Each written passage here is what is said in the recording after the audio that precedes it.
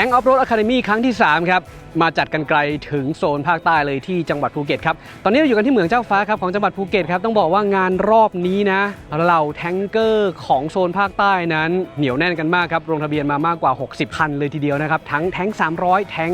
500วันนี้มาจัดกิจกรรมกันที่นี่นะฮะได้การเรียนรู้ด้านพื้นฐานในภาคทฤษฎีแล้วหลังจากนั้นจะเข้ามาสู่สเตชันซึ่งเป็นพื้นที่สำหรับการได้ทดสอบครับได้นำแทง300แทง500ของตนเองเนี่ยของเหล่าผู้ใช้งานนี่แหละมาลองขับนะครับเพื่อที่จะได้เห็นว่าศักยภาพนั้นมากขนาดไหนนะครับนี่สเตชันที่อยู่บริเวณตรงนี้นะฮะอันนี้เป็นแค่น้ำจิ้มนะเพราะว่าเดี๋ยวจะมีการเข้าไปในโซนลึกๆทั้งแบบสเตชันที่สร้างเอาไว้แล้วก็เป็นโซนที่เป็นพื้นที่ป่าจริงด้วยนะครับเดี๋ยวพาไปดูกันว่าในกิจกรรมรอบนี้ครับกับ Tank Off-Road Academy ครั้งที่3นั้นจะมีความสนุกขนาดไหนภาพบรรยากาศเดี๋ยวผมเก็บมาให้ชมไม่ว่าใครจะขับแทง300แทง500ที่เป็นเครื่องยนต์ดีเซลหรือว่าเครื่องยนต์ไฮบริดเข้ามาแลกเปลี่ยนพูดคุยกันได้แล้วก็จะมีกิจกรรมแบบเนี้ยทั้งการเรียนรู้ไปพร้อมๆกันรวมถึงการนัดแนะกันเพื่อที่จะออกไปทำกิจกรรมทั้งเรื่องของ CSR ด้วยไปท่องเที่ยวด้วยนะครับถือว่าเป็นกิจกรรมที่ค่อนข้างสนุกสนานเลยทีเดียว2ครั้งก่อนหน้านี้ครับก็ไปจัดกันในโซนของภาคเหนือเราก็จะได้เห็นกลุ่มผู้ใช้งานของโซนภาคเหนือและภาคอื่นๆครับก็อยากจะได้กิจกรรมแบบนี้ด้วยเนี่ยกลับมาที่นี่ครับภาคใต้นะของโซนภูเก็ตแล้วเดี๋ยวก็จะมีตามไปนะทางโซนของภาคอีสานด้วยนะรอติดตามกิจกรรมกันดีๆได้เลยอ่ะวันนี้เดี๋ยวเราไปลุยกันครับว่ามีอะไรที่น่าสนใจบ้างเดี๋ยวผมพาไปขับครับ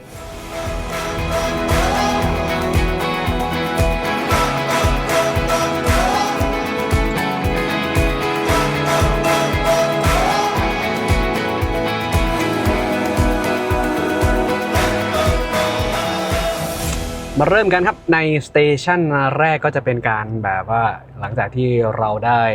เรียนรู้ฟังก์ชันรูปแบบการขับขี่แล้วเราจะใช้งานยังไงนะครับสเตชันแรกเนี่ยก็อินสตรัคเตอร์จริงๆเขาให้ใช้แบบโฟโลขึ้นไปเลยนะก็ลองดูกันว่าอย่างไรโฟโลมันก็จะเป็นแรงบิดมันจะเยอะนะฮะทดรอบมันจะเยอะมากขึ้นมันจะทำให้เวลาที่ไปในพื้นที่ที่มันแบบหาหรือโหดอะไรประมาณเนี้ยมันก็จะผ่านอุปสรรคได้ง่ายขึ้นนะครับนี่รอบมันจะค่อนข้างสูงหน่อยแต่มันก็จะมีความแปลกๆสำหรับใครที่อาจจะไม่เคยใช้โหมดนี้นะฮะถ้าหากว่าเราไปทางพวกเนี้ยมันจะใช้ง่ายกว่าเนาะโอเคตอนนี้เดี๋ยวเราจะเข้าไปใน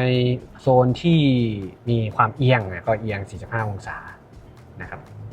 ค่อยๆขับคืบเข้าไปนะฮะจริงๆแค่นี้โฟร์ไฮก็เหลือๆสบายๆครับผมขับโผนี่ต้องกะระยะเผื่อหน่อยเพราะว่ารถคันนี้มันยาวนะด้วยความเป็นกระบะข้างหน้านี่จะมีความท้าทายเยอะหน่อยนะครับถ้าหากว่าเราดูจากกล้องผมติดตัวกล้องที่อยู่บนด้านนอกของตัวรถด้วยนะทางที่เขาทำนี่ก็จะเป็นล่องตัว V อยู่ตรงกลางครับและเราก็จะวิ่งคล่อมเราจะเห็นตัวล้อของรถเนี่ยบิดไปมานะครับในช่วงล่างนะ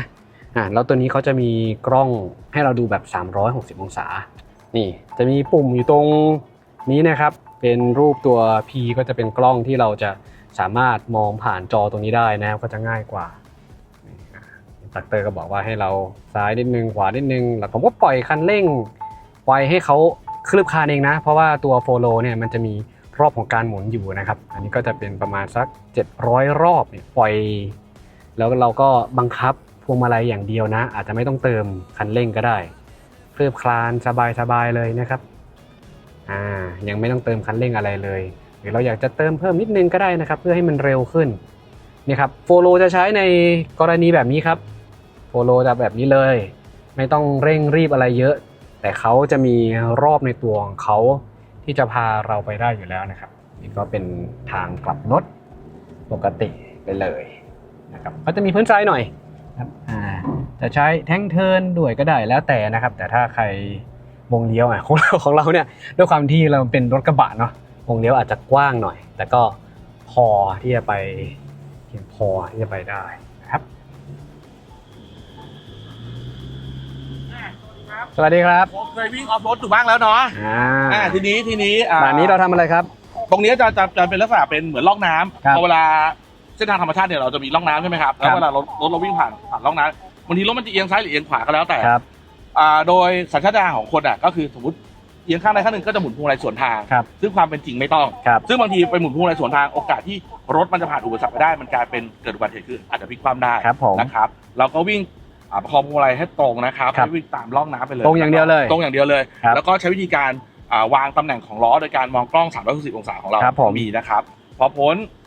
ล่องเอียงแล้วนะครับตรงขึ้นเนินต่างๆเนี่ยตำแหน่งของล้อจะค่อนข้างพอดีกับตัวรถ ครับ ใช้กล้องให้เป็นประโยชน์ที่สุดครับ ครับ โอเคถ้าพร้อมเชิญได้เลยครับ ได้เลยนี่นะครับอินสตรัคเตอร์ก็แนะนำเสร็จเรียบร้อยเดี๋ยวเราลงไปนะครับเพราะว่าเราจะกลัวนะอันนี้คือใช้กล้องเลยในการที่จะไกด์นำทางนะแล้วเราก็ตั้งพวงมาลัยตรงๆอย่างนี้เลย ถือว่าเป็นร่องที่เอียงนะซ้ายกับขวานี่ไม่เท่ากันนะครับเนี่ยปกติเราอาจจะแบบเป็นอย่างนี้แล้วเราต้องรู้สึกว่าต้องเลี้ยวซ้ายอะไรเงี้ยเบี่ยงขึ้นไปอันนี้ก็ค่อยๆไหลขึ้นไปเลยนะครับนี่โฟโลมันก็จะความเร็วก็จะช้าๆประมาณนี้เพื่อให้รถผ่านอุปสรรคไปได้ไหมสบายครับอันนี้เป็นเบสิกพื้นฐานที่เราต้องมาเรียนรู้กันแล้วก็จะมีเนินขึ้นมาซึ่งเนินตรงเนี้ยเรามองไม่เห็นหรอกเราจะมาเนี่ยยืดอย่างเงี้ยมันก็ไม่เห็นเราก็ใช้กล้อง360องศาที่เขาจะไกด์ว่าทางต่อไปเราจะเป็นอย่างนี้นะนี่มันทำให้ขับรถออฟโรดได้อย่างง่ายสบายเลยนะครับเวลาลงเนินแล้วก็ปล่อยไหลชิวๆฮะเนี่ยปล่อยค่อยๆลงไปแบบนี้นะครับไม่ต้องเร่งไม่ต้องรีบเพราะว่าสนามออฟโรดเนี่ยอย่าเน้นเรื่องความเร็วออฟโรดคือการขับยังไงเพื่อให้ไปได้กลับได้อย่างปลอดภัยนี่คือหัวใจสำคัญของการขับออฟโรดนะครับอย่าไปวิ่งแบบพุ่งจู๊ดจ๊าดนะครับจะทำเวลาอะไรอย่างเงี้ยไม่เหมาะเพราะว่าบางทีเข้าเร็วออกเร็วแล้วถ้าหากว่าเราไปอยู่ในพื้นที่ที่อาจจะไม่ชินด้วยเนี่ยเราไม่รู้ว่าสภาพถนนมันเป็นอย่างไรสภาพพื้นที่ที่เราเดินทางไปนั้นเป็นอย่างไรนะครับดังนั้นเนี่ยค่อยๆช้าๆดูจังหวะให้เหมาะสมช่วงไหนที่ต้องใช้ความเร็วหรือว่าการเร่งสูงเท่าที่ผมได้ไปแล้วก็ช่วงที่จะได้เร่งความเร็วเยอะๆเนี่ยก็จะเป็นช่วงที่แบบว่าส่วนใหญ่เป็นดินแบบโคลนดินหนังหมูอะไรอย่างเงี้ยที่มันจะต้องแบบปั่นเยอะหน่อยที่ต้องปั่นเครื่องเยอะหน่อยแต่ถ้าเป็นพวกอุปสรรคแบบเนี้ยปล่อยไหลๆเลยครับโฟโลก็ปล่อยนี้ได้เลยนะครับ ดิฟล็อกไหมฮะใส่เลย ใส่ใช่ไหมฮะ ใช่ครับใส่ดิฟล็อกเลยโอเคครับแล้วทีเนี้ยเดี๋ยวเราตั้งลำตรงแล้ว อันนี้ล็อกหลังเนาะ ใช่ครับล็อกหลังครับ ล็อกหลัง เอา ครับ จะไม่ขยับพวงมาลัยนะครับ ครับ เราจะจับล็อกพวงมาลัยล็อกตรงได้เลยเราใช้ walking speed เอาแล้วก็ขาแตะไว้ที่เด็กเบา ครับทำไมต้องใช้ดิฟล็อก ๆเพราะว่าตรงเนี้ยมันจะทำให้เราไปง่ายขึ้นค ครั รับ พอเราติดอาวุธเข้าไปเนี่ยเราไม่ต้องปั่นเยอะ ครับ ให้รถเขาจัดการตัวเองเราได้ ครั ขั บบ ง่ายขึ้นสบายขึ้นครับผมแล้วก็ลดความเสียหายกับตัวรถด้วย ได้เลย นะครับเดี๋ยวลองดูเลยครับ ตั้งตรงใช้ดิฟล็อกครับล็อกหลังนะฮะตอนนี้เราเข้าโฟโลอยู่ก็กดเบรกแล้วก็ใส่ดิฟล็อกหลังได้เลย ไปนิดนึงไปนิดนึง ตรงได้เลยเนาะ ซ้ายนิดนึงครับโอเคเราตรงครับ โอเค จะมีพี่อยู่ด้านหน้านะครับไปนิดนึงเราตรงได้เลยเราขึ้นตรงเลยครับเลี้ยงเบรกเดียว โอเคครับ แนบไปนะครับ ตรงเลย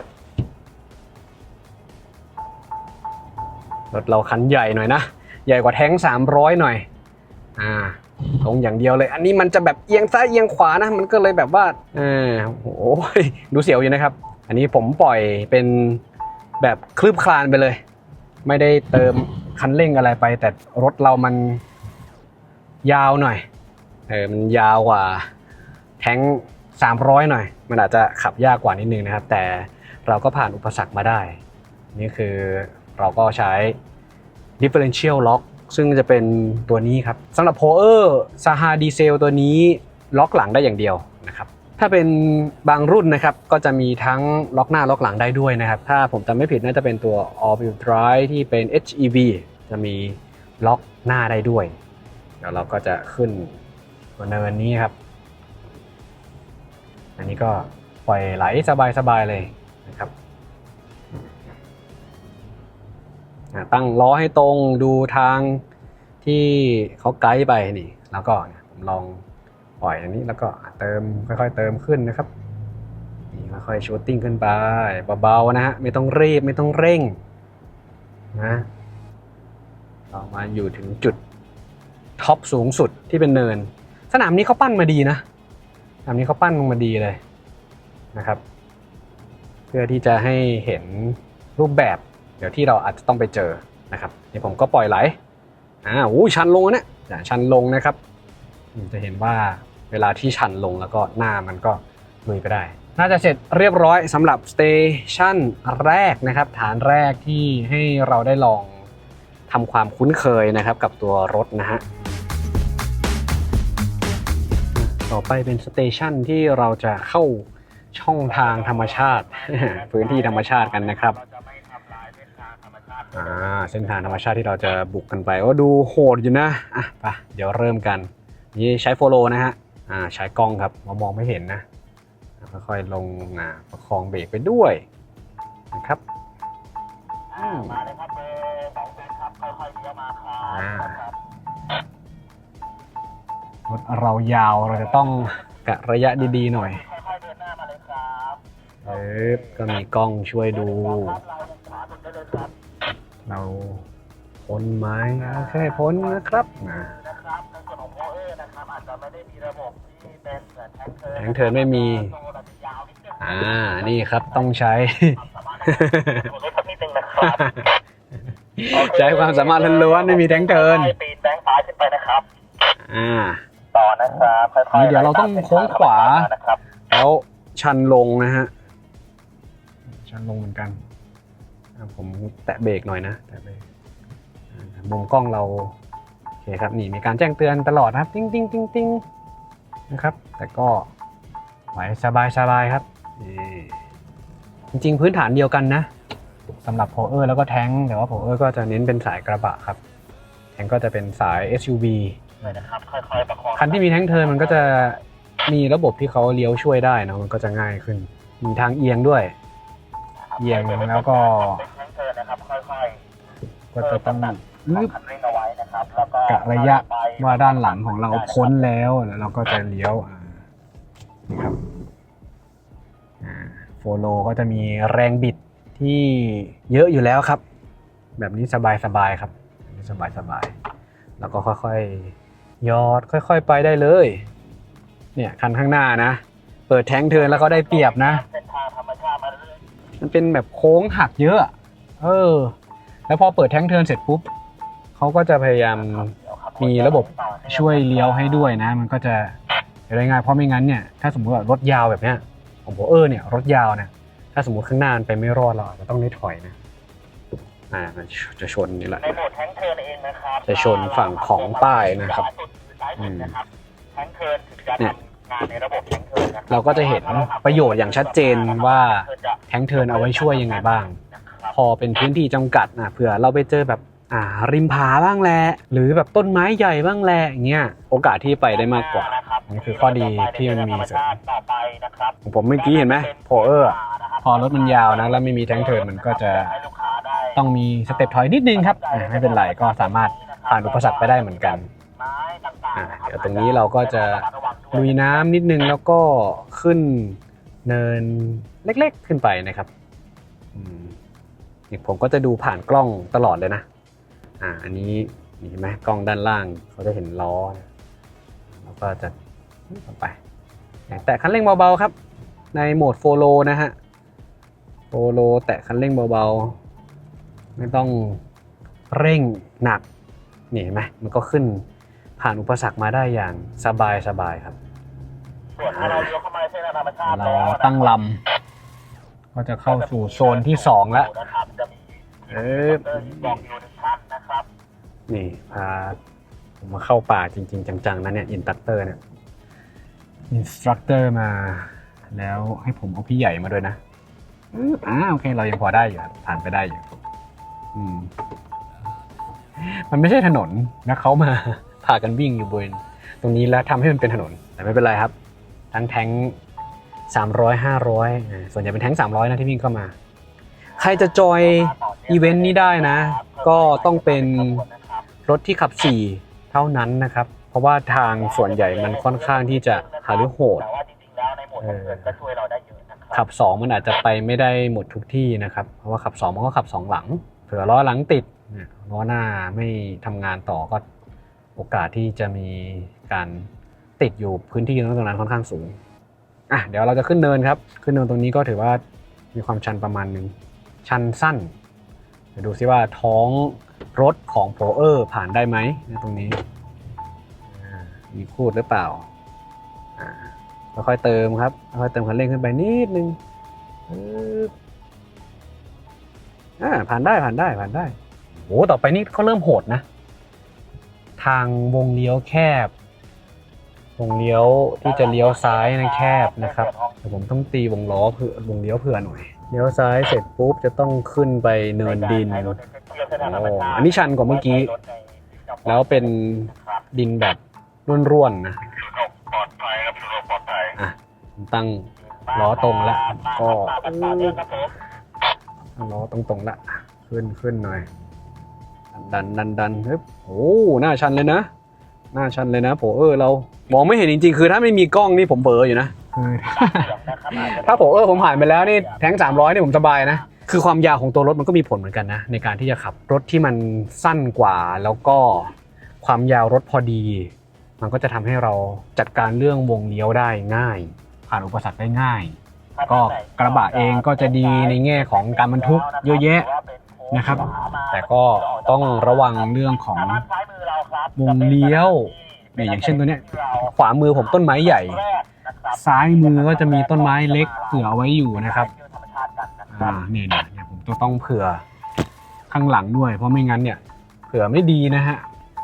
สีข้างกับต้นไม้ไปเนี่ยโอ้โหได้เรื่องเลยนะฮะไม่ต้องเร่งไม่ต้องรีบครับเข้าให้เป็นออกให้ได้นั่นคือความสนุกสนานของออฟโรดฮะโอ้โหทางนี่ดีไซน์เพื่อแทงนะ แต่เอาพี่ใหญ่มาวิ่งมีแทง500ด้วยนะไม่ใช่แค่แทง300นะครับแทง500ก็ยาวเหมือนกันโอ้โหทะเบียนสวยด้วยครับพี่แทง500เราก็ไม่แพ้กันครับด้านหน้าเราขวามือนะครับโอ้ยโค้งแคบจังแทงเธอทำงานนะครับต้องตัว S นะขวาแล้วต้องซ้าย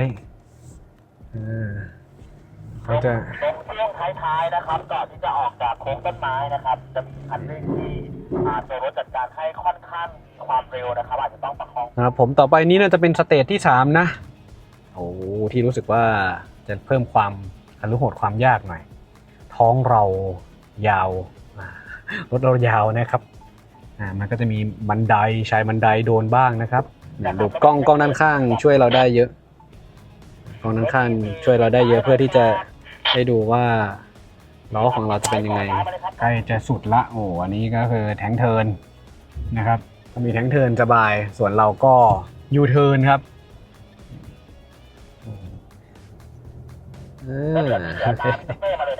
ตีวงกว้างนิดนึงได้ครับ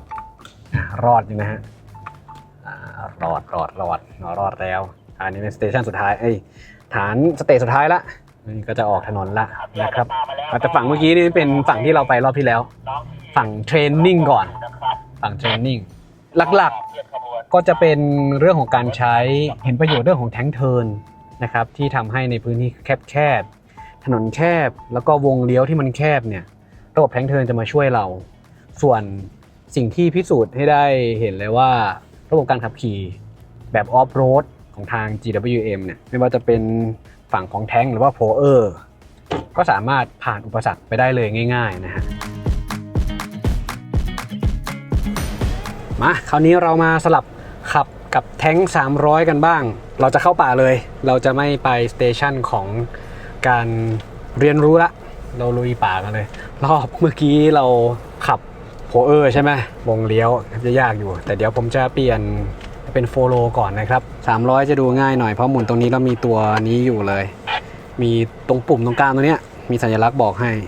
เราก็กดอันล็อกที่ก้านเกียร์แล้วก็ตั้งให้เป็นตัว N ก่อนแล้วค่อยหมุนไปเป็นโฟโลเนี่ยเป็นโฟโลแบบนี้นี่ก็จะขึ้นโฟโลโหมดปกติเรียบร้อยพอเข้าโฟโลเรียบร้อยเราก็ปึ๊บอย่างนี้ได้เลยอยากให้พี่ๆได้กดออฟโรดโคนเอาไว้แล้วก็เปิดแทงเทิร์นนะครับเราจะเลี้ยวในมุมแคบอยู่นี่ลงไงเนี่ยผมเบรกจริงๆไม่เบรกเขาก็ความเร็วมันใช้ได้อยู่นะเดี๋ยวมาลองแทงเทิร์นกันหน่อยสิN แทงเทิร์นแล้วนะเปิดฟังก์ชัน Off Road Cruise Control Off Road Cruise Control ก่อนนี่เป็นรูปสัญลักษณ์แบบนี้มันจะกระพริบให้เป็นสีแดงแล้วเราก็ค่อยกดนี้ค้างเอาไว้แทงเทิร์นเริ่มละมันจะเป็นสีแดงทั้งหมด เดี๋ยวถ้าเผื่อว่าจุดไหนที่เราจำเป็นที่จะต้องใช้ฟีเจอร์แทงเทิร์นเดี๋ยวเขาจะขึ้นให้เองนะครับนี่เป็น Off Road Cruise Control ซึ่งจะควบคุมความเร็วให้เราได้ด้วยแบบอัตโนมัติดังนั้นเวลาที่เราไปในเส้นทางแบบ Off Road แบบเนี้ยเราก็แค่แตะเบรกนะครับแล้วก็ดูทิศทางของรถที่จะไปส่วนความเร็วเนี่ยเดี๋ยวเขาจะคอนโทรลเอาไว้ให้ถ้ามันช้าเกินไปเราก็กดเพิ่มได้นะครับอย่างนี้ผมไม่ได้แตะคันเร่งเลยนะเขาก็จะไปเองเรื่อยๆเลยนะครับลองแทงเทิร์นดูดิค่อยๆไหลไปเรื่อยๆนะครับนี่ผมหมุนสุดมานี่หมุนเขาก็จะหมุนมาให้เห็นไหมนี่ช่วยในการที่จะเลี้ยวในมุมแคบๆได้นะฮะจะ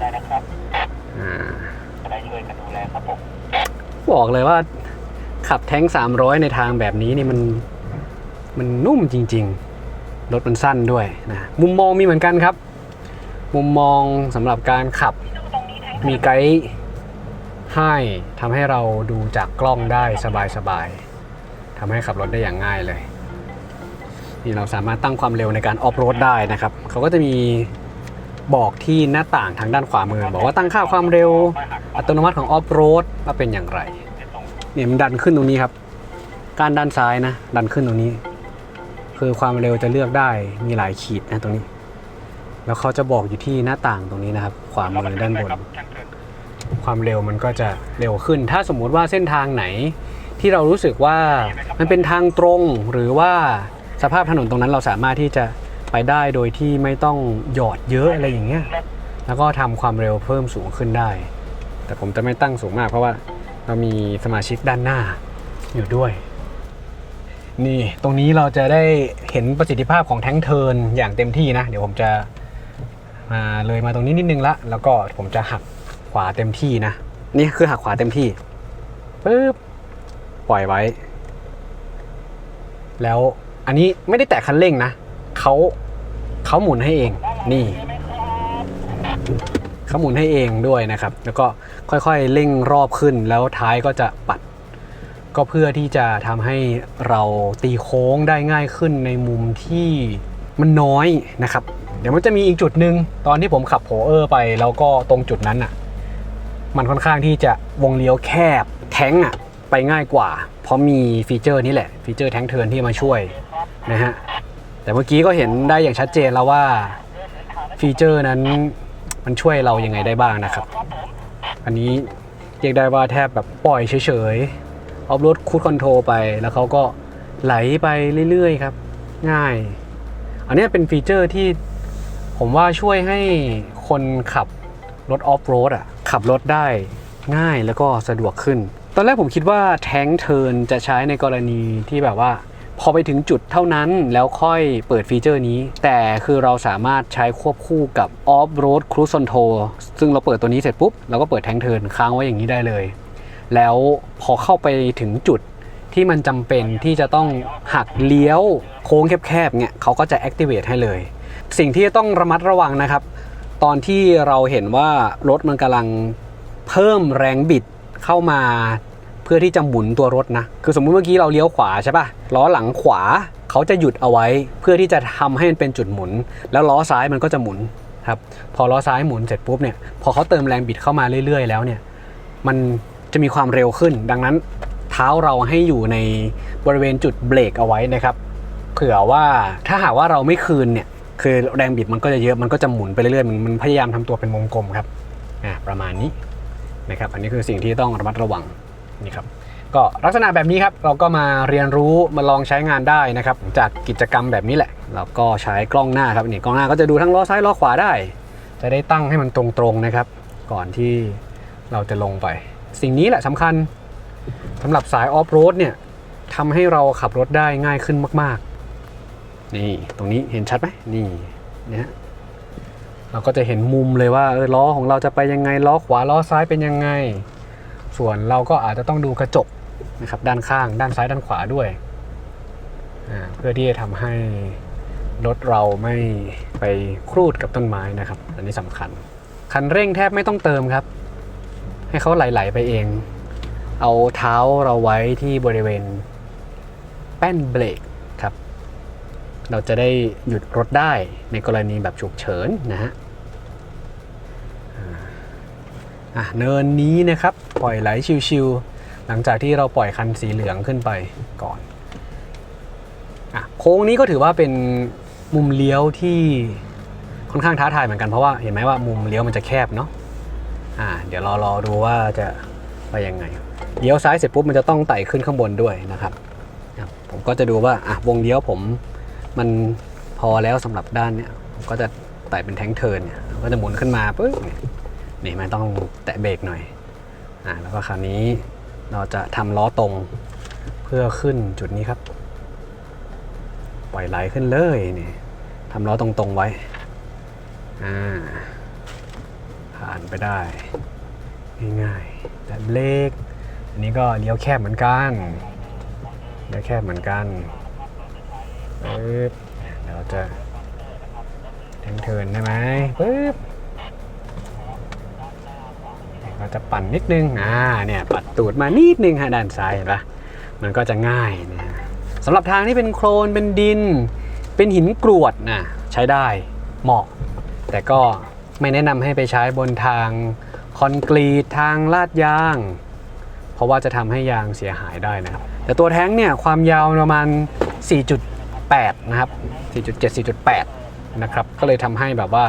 ทางเส้นนี้มันค่อนข้างที่จะกระชับนะเป็นกระฉับกระเฉงมันเลี้ยวง่ายคอนโทรลง่ายนะครับทางที่ค่อนข้างแคบแบบเนี้ยผมว่ามันเป็นไซซิ่งที่กำลังพอดี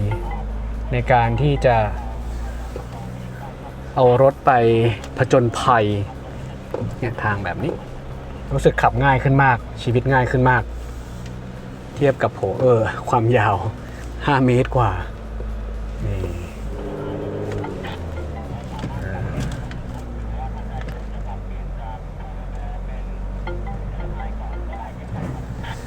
ง่ายเลยครับ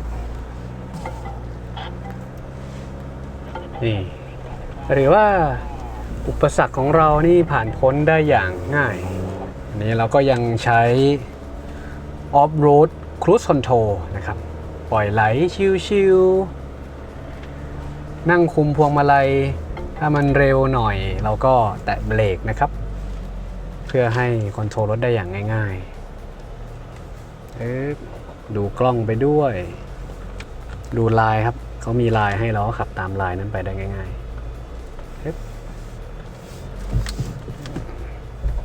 นี่ยางเดิมๆด้วยนะประเด็นเป็นยางไฮเทเรนด้วยนะครับไม่ใช่ออเทเรนนะ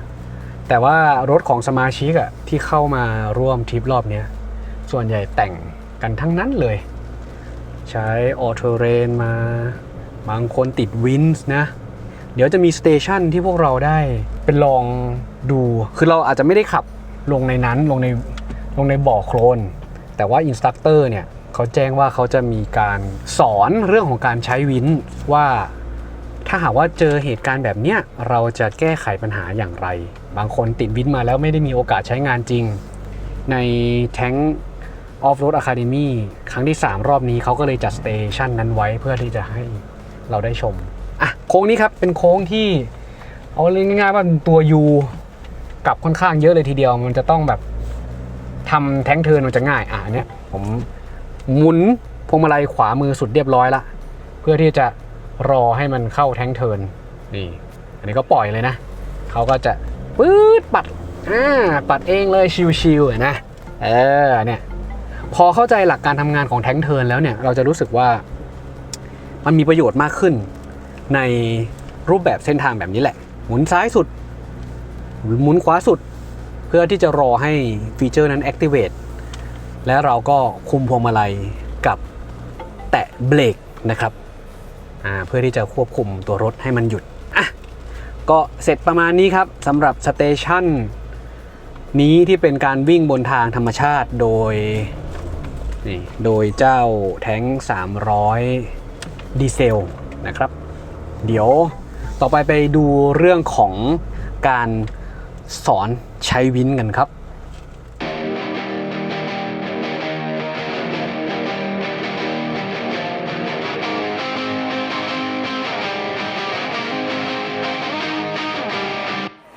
มาดูกับสเตชันนี้ครับถือว่าเป็นเรียกว่ากิจกรรมพิเศษที่มีใน Tank Off Road Academy ครั้งที่ 3 นี้นั่นก็คือการสอนวิธีการใช้งานวินในการลากจูงรถเพื่อให้ออกจากอุปสรรคตรงนี้นะครับสเตชันนี้ทาง GWM ก็เซตเป็นร่องน้ำแล้วก็เป็นโคลนนะคือคันนี้ลงไปแล้วไม่สามารถที่จะเดินหน้าหรือว่าถอยหลังต่อได้เลยนะครับดังนั้นวิธีการเดียวที่จะออกจากอุปสรรคนี้ได้ก็คือการใช้งานวินดึงออกนั่นเองนะครับวิธีการนะครับอินสตรัคเตอร์เขาจะสอนของเราว่าหลักการใช้งานวินทำอย่างไรนะครับตอนนี้มันจะอยู่ในช่วงการดึงวินเพื่อที่ทำให้ตัวรถออกไปนะครับเดี๋ยวเรามาดูกันว่าตอนนี้เป็นยังไงให้ดึงวินตัวเปล่าแต่ถ้ารู้สึกว่าขยับได้ปั่นล้อได้เบาๆนะครับตอนนี้ดึงวินครับกดวินช่วยล้อไม่ต้องไปเล่นนะครับให้มันไหลไปก่อนระหว่างนี้นะครับจะสังเกตว่าถ้าหากว่าล้อเราไม่สามารถที่จะใช้งานได้หรือว่าหมุนไปแล้วมันก็ฟรีไม่จำเป็นต้องใช้ล้อครับแค่จะเลี้ยวซ้ายเลี้ยวขวาเฉยๆแล้วปั่นวินเท่านั้นยังไม่ต้องใช้พละกำลังจากเครื่องเพราะว่าล้อเราไม่สามารถตะกุยไปได้นะครับแล้วก็แรงที่เหมาะสมในระยะเวลาในการปั่นวินครับจะอยู่ในช่วงไม่เกิน20 วินาทีแรกเท่านั้นนะครับเพราะว่าช่วงนั้นพละกำลังของตัวมอเตอร์ของวินนั้นจะมีแรงบิดสูงมากที่สุดนะครับแล้วก็จะต้องมีคนบอกด้วยว่าวินตอนนี้ตัวสลิงเนี่ยมันจะต้องมีการดึงซ้ายดึงขวาด้วยเพราะว่าถ้าหากว่าเราขับไปเรื่อยๆนะสลิงมันจะไปกองอยู่ด้านเดียวอย่างเช่นมันกองไปด้านซ้ายด้านเดียวนะครับเราก็ต้องดึงกลับมาเพื่อให้มันทิศทางของลวดสลิงครับก็จะไปอีกทิศทางหนึ่งนะครับอันนี้ก็เริ่มดึงวินขึ้นมาแล้วแต่ล้อยังไม่สามารถที่จะมี traction ได้นะมันยังลื่นอยู่นะก็ค่อยๆดึงวินขึ้นไปนะฮะเนี่ยรถก็จะมาแล้วพออยู่ในจุดที่มีแรง traction นะฮะล้อกับตัวพื้นเนี่ยแล้วมันจะสามารถจับกันได้แล้วก็ไปได้เนี่ยเราก็ค่อยเสริมนะครับแต่อันนี้ก็จะเป็นค่อยๆเริ่มขึ้นมาแล้วไม่ต้องรีบร้อนนะฮะค่อยๆดึงวินขึ้นมาแล้วล้อค่อยมาทำงานทีหลังนะครับแล้วระหว่างนี้เองนะฮะระหว่างใช้งานตัวนี้เห็นไหมมันก็จะค่อยๆทยอยขึ้นมานะครับตัววินเห็นไหมวินเนี่ยมันจะมีอยู่ทิศทางการไหลของสลิงนะจะมีทั้งซ้ายทั้งขวาอย่างที่บอกครับถ้าดึงไปตอนแรกๆเนี่ยพอวินเสร็จปุ๊บมันจะกองไปด้านซ้ายดังนั้นเราต้องหยุดแล้วก็ต้องดึงสลิงเพื่อให้มันหมุนกลับมาทางด้านขวาเพื่อที่จะทำให้ตัวสลิงนั้นไม่ได้ม้วนอยู่นะครับอันนี้ก็ถือว่าเป็นเบสิกที่ถือว่าได้ประโยชน์มากๆสำหรับใครที่ติดตั้งตัววินลงไปที่รถของตัวเองนะครับคันนี้เป็นแท้ง300ที่ติดตั้งเอาไว้บอกเลยว่าอุปสรรคแบบนี้ไม่ได้ผ่านกันง่ายๆนะคือลำพังเราจะใช้แค่ระบบล้อยางอย่างเดียวเนี่ยไม่ไหวนะครับจะต้องมีอุปกรณ์เสริมแบบนี้เข้ามาช่วยนะฮะก็จะสามารถทำให้เราออกจากอุปสรรคนั้นได้เห็นไหมครับอย่างที่ผมบอกไว้นะตอนต้นนะครับการที่เราจะไปพ่วงกับต้นไม้เนี่ยเขาจะต้องมีเชือกสำหรับการรัดต้นไม้โดยเฉพาะเพื่อไม่ให้ตัวต้นไม้นั้นเสียหายไม่ทำให้ผิวนะฮะหรือว่าตัวเปลือกข้างนอกครับเพราะว่าตรงนั้นมันเป็นท่อน้ำเลี้ยงนะหรือว่าเป็นท่ออาหารในการส่งน้ำส่งอาหารเพื่อไปเลี้ยงต้นไม้เหล่านั้นถ้าหากว่าเราใช้ตัวสลิงไปล้อมเลยทีเดียวเนี่ยมันจะทำให้ต้นไม้เสียหายได้นะครับอันนี้ก็จะเป็นวิธีการใช้งานนะฮะซึ่งผมก็ได้ประสบการณ์นะเพราะว่าไม่เคยได้ใช้ด้วยแล้วก็เพิ่งเห็นการใช้งานแบบจริงๆจังๆนะครับอันนี้ก็จะเป็นเบสิกพื้นฐานที่เราได้จากการมาร่วม Tank Off Road Academy ครั้งที่3รอบนี้ที่จังหวัดภูเก็ตครับ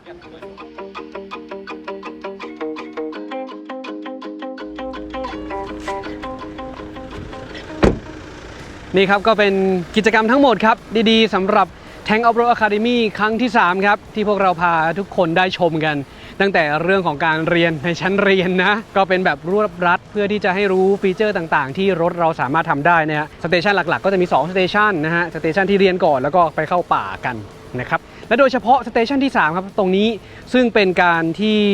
ทางอินสตรัคเตอร์เขาสอนพวกเราได้ใช้วินผมว่าตรงนี้มีประโยชน์นะเพราะหลายๆคนติดตั้งวินมาแล้วก็ไม่ได้ลองใช้งานจริงแล้วไม่รู้ว่าหลักการที่ใช้งานจริงนั้นเป็นอย่างไรบ้างถือว่าค่อนข้างที่จะคุ้มค่ามากๆเลยนะครับสำหรับใครครับที่เป็นเจ้าของแท้ง300แท้ง500รวมถึงโผเออร์ด้วยนะครับในตระกูลของออฟโรดก็สามารถร่วมติดตามกิจกรรมดีๆแบบนี้ได้นะครับเดี๋ยวผมจะขึ้นเอาไว้ให้สามารถไปร่วมไปจอยได้คือกิจกรรมแบบนี้ฟรีนะไม่ได้เสียตังค์ก็ใครสะดวกที่ไหนใกล้ที่ไหนก็เข้ามาจอยได้เลยแล้วผมก็ได้สัมภาษณ์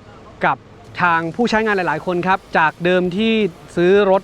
แท้ง300แท้ง500เอาไว้ขับธรรมดาทั่วๆไปในเมืองไม่กล้าที่จะเอารถของตัวเองไปวิ่งในสภาพท้องถนนที่มันแปลกเนาะพอมาเจอคลาสแบบนี้มาเจอแท้ง Academy รอบนี้ เขาได้เรียนรู้ว่ารถของเขาสามารถทำอะไรได้บ้างเขาก็มีความมั่นใจมากขึ้นในการใช้รถของเขานะครับถือว่าเป็นกิจกรรมดีๆครับที่ทางแทงเกอร์นะฮะเหล่าแทงเกอร์คลับที่เขารวมกันสร้างกันขึ้นมาแล้วก็ได้รับการสนับสนุนส่วนหนึ่งด้วยครับจากทาง GWM นะฮะทำให้กิจกรรมแบบนี้เกิดขึ้นเชื่อว่าจะมีกิจกรรมแบบนี้ตามมาอีกเรื่อยๆนะฮะรอติดตามชมกันได้เลยนะครับคลิปนี้ฝากไว้เพียงเท่านี้ครับยังไงก็ฝากกดไลค์กดแชร์กดติดตามหรือว่าใครมีคำถามอื่นๆเพิ่มเติมก็สามารถทิ้งคอมเมนต์ไว้ที่ใต้คลิปของเราได้นะครับผมต้องเป็นคนขอตัวลาไปก่อนครับขอบคุณและสวัสดีครับ